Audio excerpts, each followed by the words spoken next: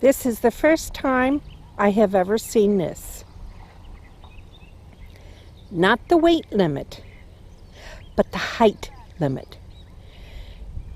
And the bridge looks high enough that you should be able to get something big over it.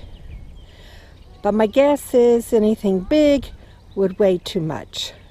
So this is their way of keeping things that are too heavy off the bridge.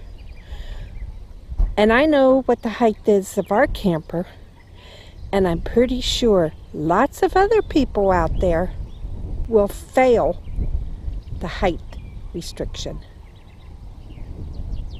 Just found it interesting.